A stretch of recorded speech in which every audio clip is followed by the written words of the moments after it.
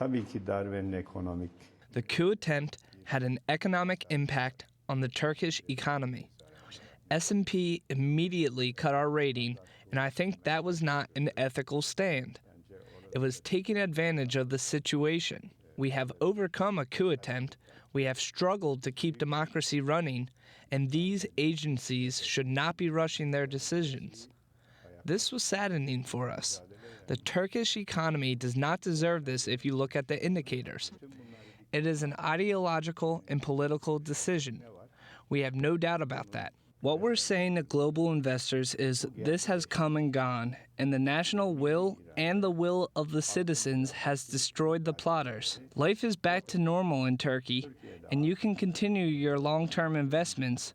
We will eliminate obstacles before you. We are laying out the turquoise carpet in front of investors.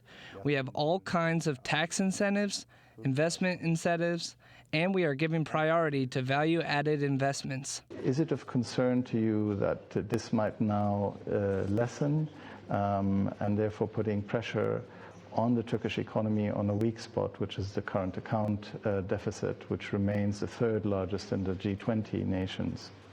Hız kesmeden devam ediyoruz. We will continue with our large-scale investments without putting our foot on the brake. Just before the religious holiday, we opened the OSMAN GAZI bridge on June 30th. July 26th, we will have the third bridge inaugurated over the Bosporus, and in the beginning of 2018, we will have the first terminal of the largest airport in Europe, which will be inaugurated on December 20th, and we will have the Eurasian Tunnel under the Bosporus, which will be inaugurated. In 2016, we will lay the cornerstones of the Çanakkale Bridge, the longest bridge in the world. Without slowing down, Turkey will continue its investments. You mentioned that the government would increase investments in productive sectors, rather than investment on social spending, but more on the investment side. That would mean it would reinforce, in a way, the growth that the economy has seen, which has been dependent on government spending.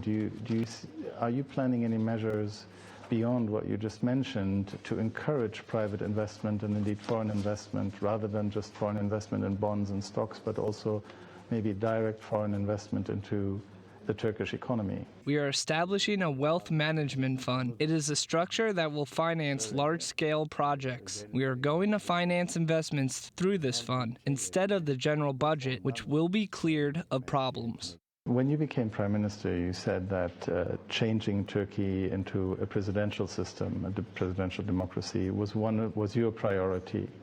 Has anything changed in that after last week? For example, especially regarding the timeline of that change. Are you still considering a referendum should Parliament not pass it as you desire? Is there a possibility of early elections? An early elections is out of the question.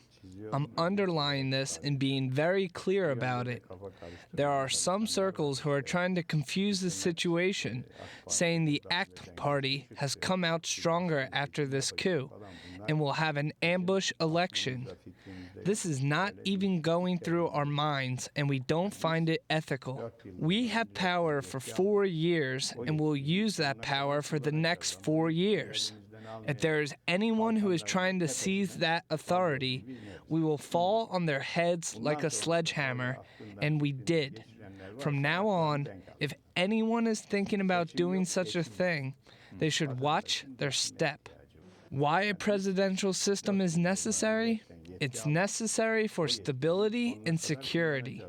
Under the presidential system, there would be no one attempting such an adventure, because then an absolute political will would be in charge. A weak government would encourage coup plotters, and there has been several such attempts during the ACT party reign.